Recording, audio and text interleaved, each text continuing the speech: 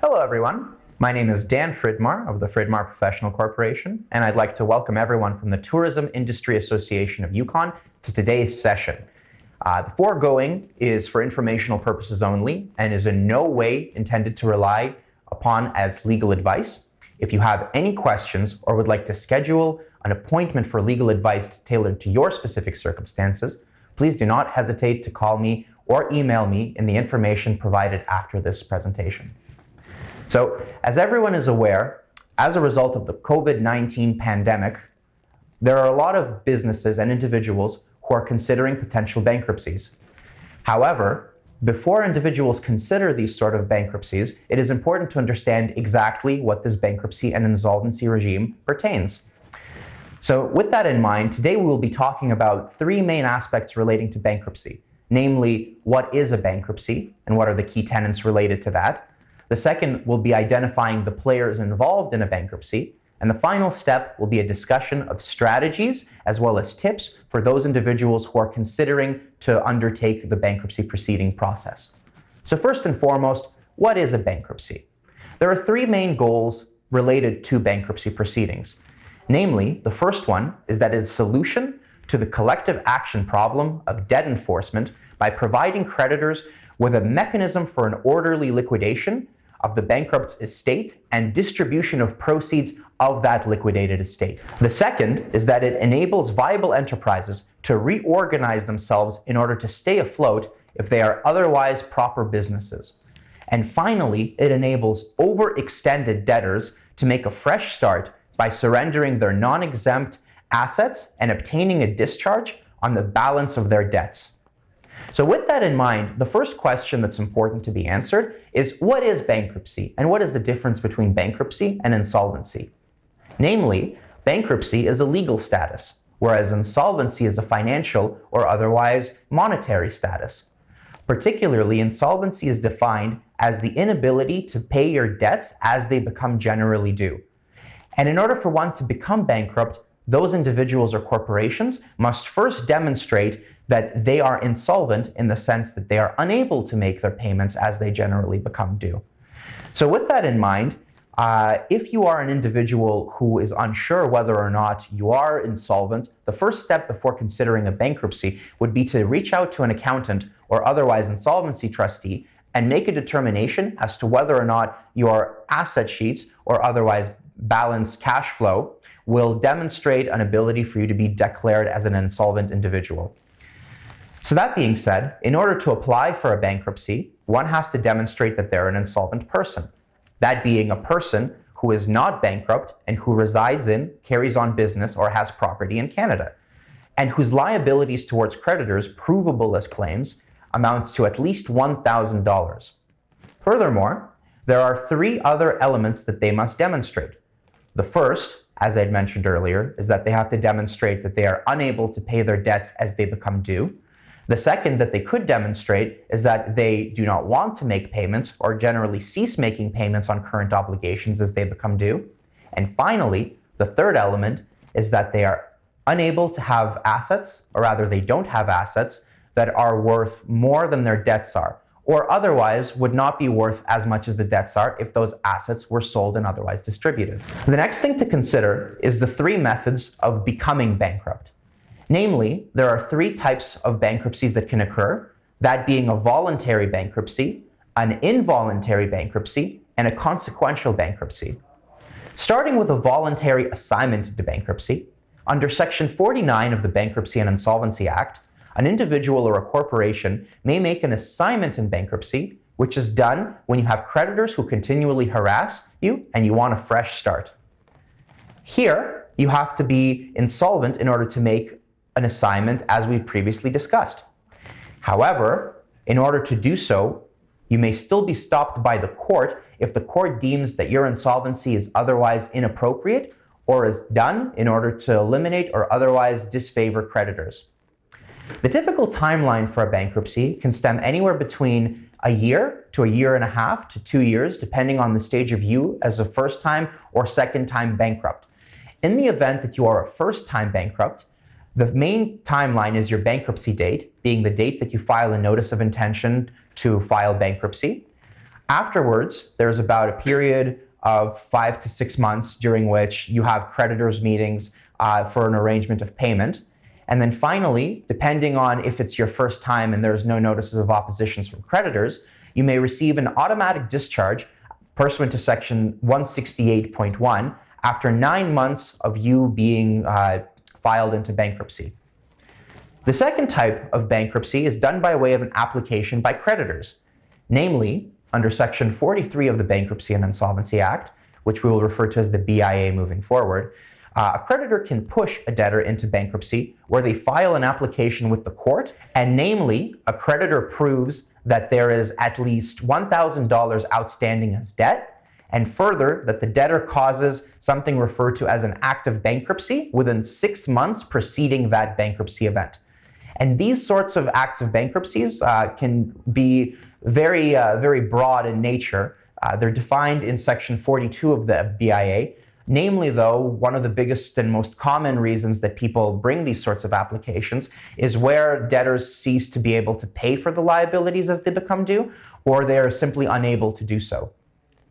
Finally, the last type of bankruptcies, as I'd mentioned before, are consequential bankruptcies.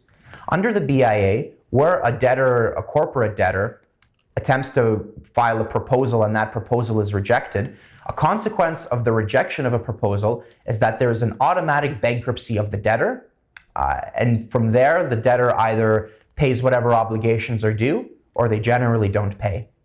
As a point of interest, it's important to note that in the type of bankruptcies, there are two types, in the sense that there are consumer bankruptcies, where there are bankruptcies of individuals such as living human beings, and then there are bankruptcies that are of corporate nature, in the sense that there are corporations that apply for bankruptcy. As it generally stands, in order to be discharged of bankruptcy, you have to have paid all of your obligations as a corporation. And so typically you don't see corporations being discharged of bankruptcy. Rather, the typical course of conduct is that bankrupt corporations stay bankrupt, and the directors and shareholders start new corporations to use their business with. There are several options that exist during a bankruptcy, or rather in lieu of a bankruptcy. The first one is receivership, which is essentially what a bankruptcy is. And a receivership is defined as a method of liquidation of property in which all property is sold to satisfy existing debts of a bankrupt. So, the way that bankrupt's property is sold is typically on a pari passu manner, meaning equal amongst everyone.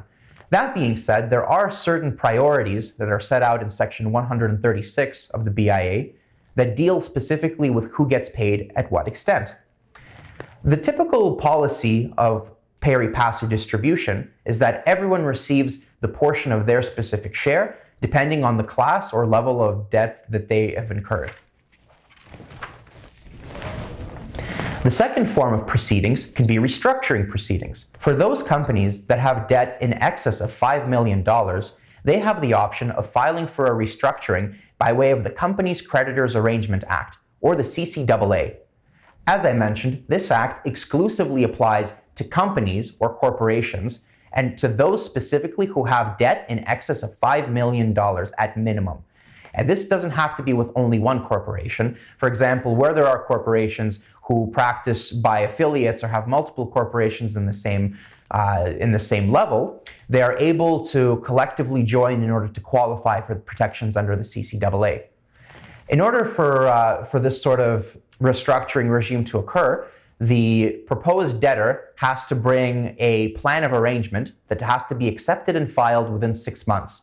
Where it is not filed, however, there is an option to have the plan renewed by way of court order or otherwise consent of the creditors.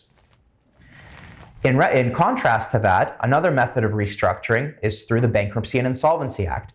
Typically, this method of restructuring is done by way of a proposal and is much more time limited insofar as it must be done 6 months after the filing of a notice of a proposal. Here, debtors bring a plan of proposal to their creditors, which, if rejected, means that there's going to be an automatic bankruptcy, as we previously discussed. Finally, in terms of proposals, there is also something referred to as a consumer proposal, where individual debtors, such as some of you who may be practicing by way of sole proprietorships, come out and provide a proposal to your creditors so that you may avoid bankruptcy and you may continue practicing your business. Now that we've covered what the process of bankruptcy entails, it is now time to speak about the various actors involved in a bankruptcy.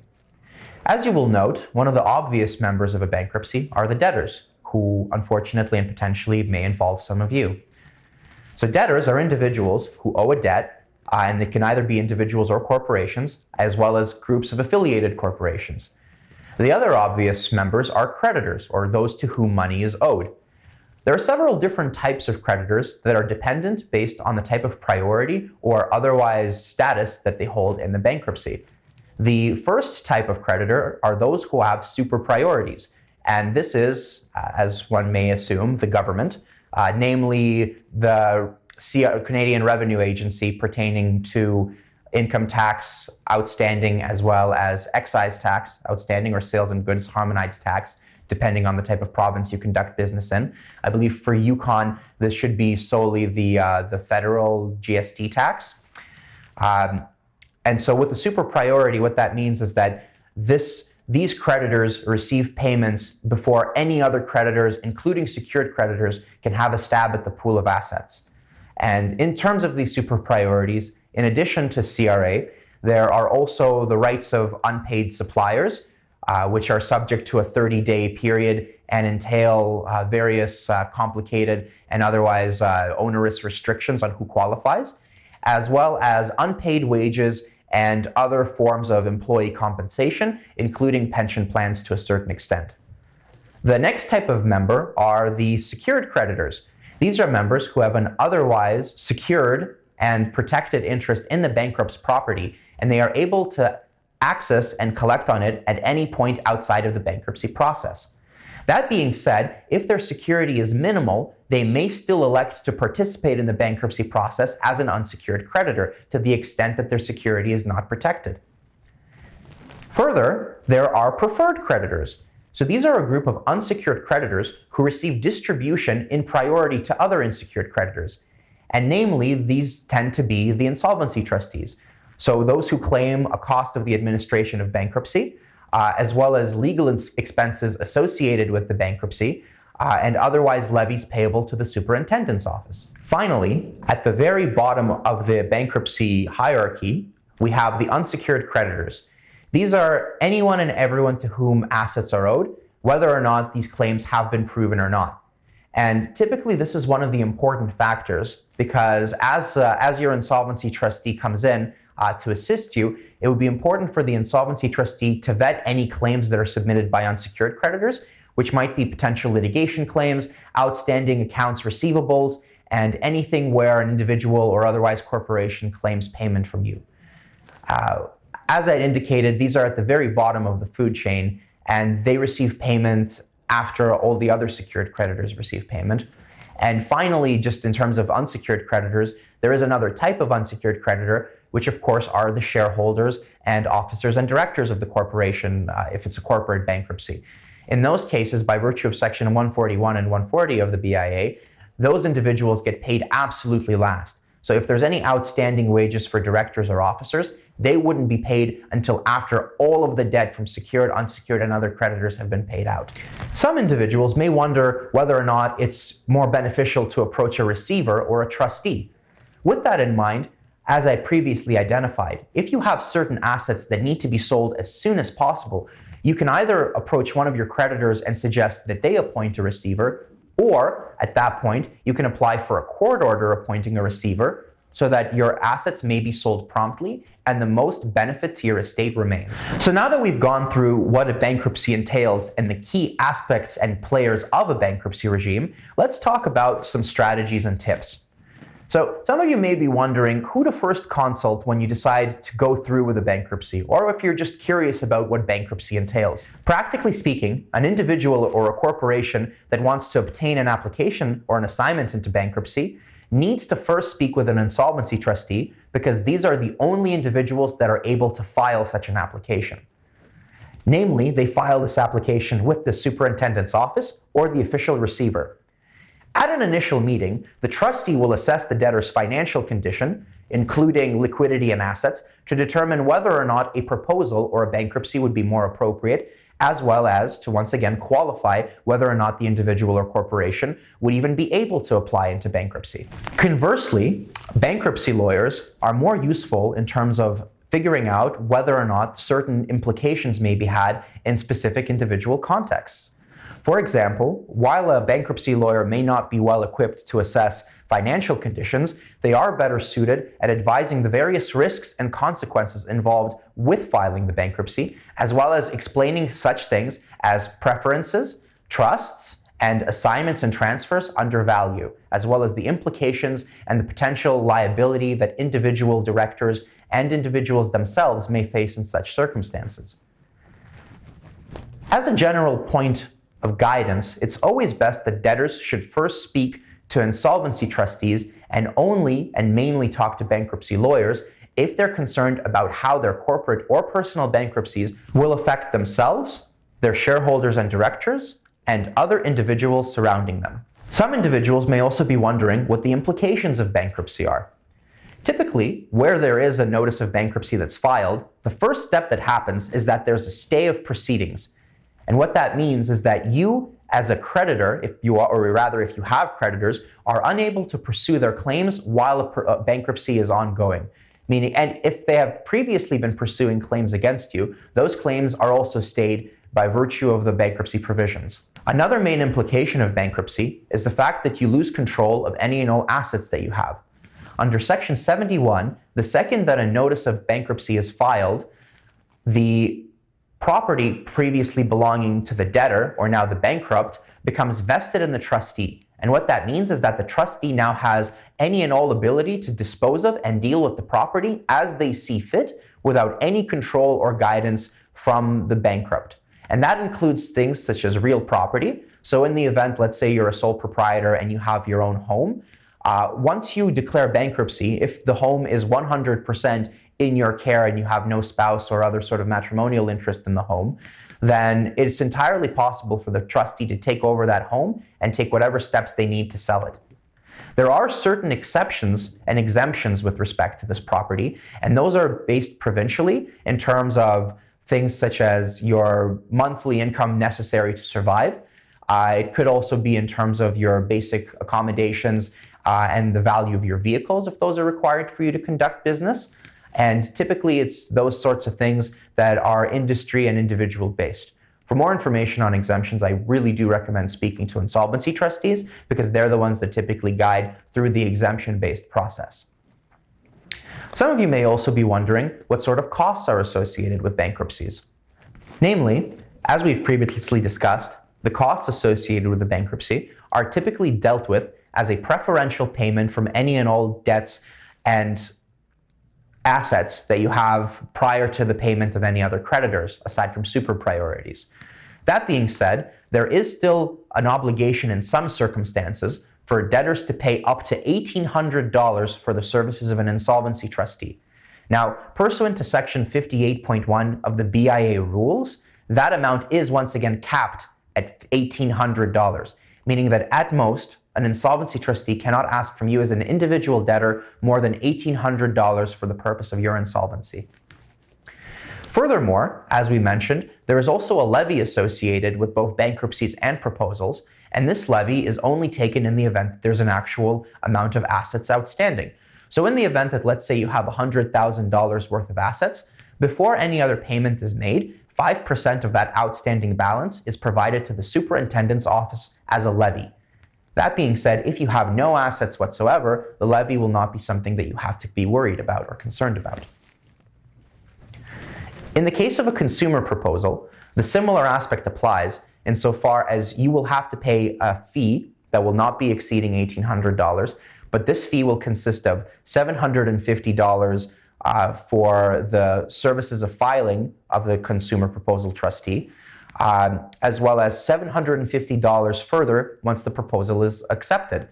The trustee for a consumer proposal also takes 20% of whatever payment is made to your creditors, And at your initial creditors meeting, it is important that this fact is outlined and otherwise explained to the creditors to avoid any misunderstandings and future litigation. One final question that some of you may have is what sort of credit implications bankruptcies and proposal have for your personal credit.